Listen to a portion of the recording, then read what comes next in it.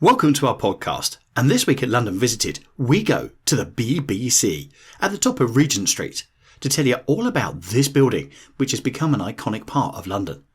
My name's Steve, and each week I will bring to you the facts, history and information about different parts of this great capital. If you've been to London, are planning on visiting, live here or just love London from afar, then this is the podcast for you. Also, don't forget, as this is a requested podcast, if you've got a place you'd like us to feature, please stay tuned to the end when I give you the details on how you can contact us and let us know where you'd like us to feature. Don't forget to visit our YouTube channel, London Visited, to see videos covering this place and so many others across London. And now to this week's podcast. Construction of Broadcasting House began in 1928. Programmes transferred gradually to the building. On the 15th of March 1932, the first musical programme was given by the band leader Henry Hall and the BBC Dance Orchestra. Hall wrote and performed with his dance band Radio Times, the name of the BBC's scheduled publication. The first news bulletin was read by Stuart Hibbard on the 18th of March. The last transmission from Savoy Hall was on the 14th of May, and Broadcasting House officially opened on the 15th of May 1932. George Valmayer designed the building from a collaboration with the BBC civil engineer, M.T. Tewsbury. The building is in two parts.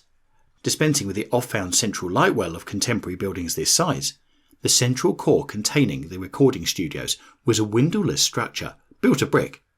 Structural brick rather than steel framing was used in order to reduce noise transmission, both from without and between the studios. The surrounding outer portion was designed for offices and ancillary spaces and is steel framed and faced using Portland stone. While the outer portion had plenty of windows, the inner core required special sound dampened ventilation systems. There were two areas where rights of ancient lights would cause height restrictions. While rights on the southern side ceased to be a problem after the owners of those rights gave concessions, the rights on the eastern side were dealt with by a sloping roof away from the street, from the fourth floor up, which affected not only the floor plan of the structure, but meant that the interior recording tower could not be continued up to the top floor. Thus, one studio on the top floor was actually outside the central studio core structure. Underground structures, including a 100-year-old sewer, also presented problems during the construction. The building is above the Bakerloo line of the London Underground.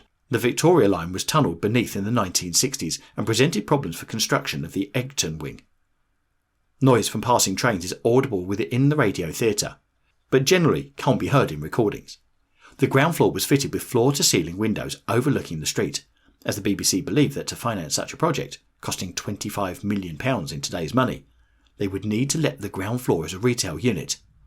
The rapid expansion of the BBC meant this never occurred. The original building is a Grade 2 listed building.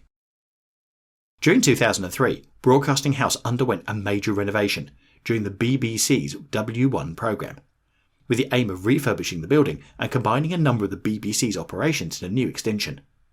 This houses the television and radio operations of the BBC News, relocated from Television Centre, and the BBC World Service, relocated from Bush House on the 12th of July 2012.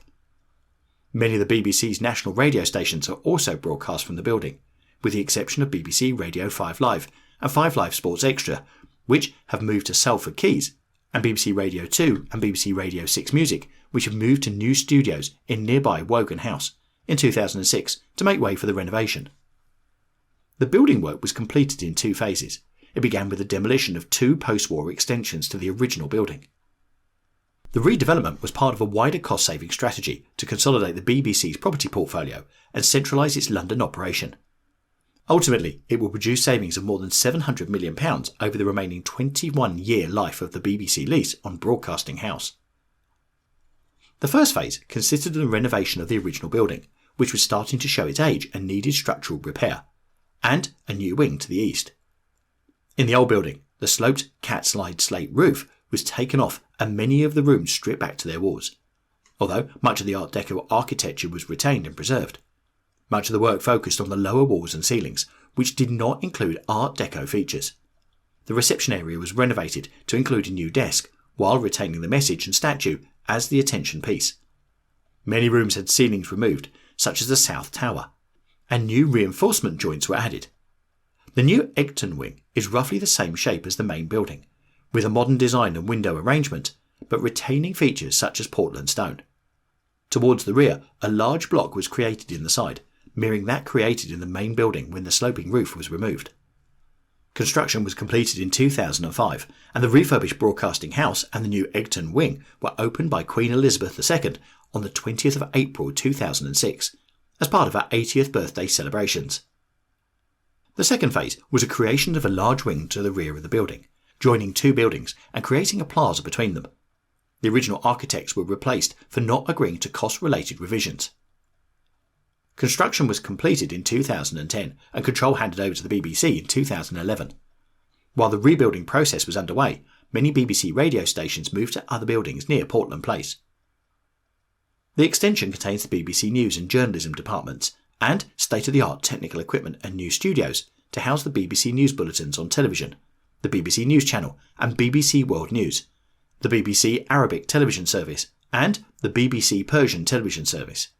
At the heart of this is a new newsroom, the largest live newsroom in the world. A walkway above the newsroom allows the public to view the work of journalists, connected to the foyer of the Radio Theatre, and a new cafe for staff and the public.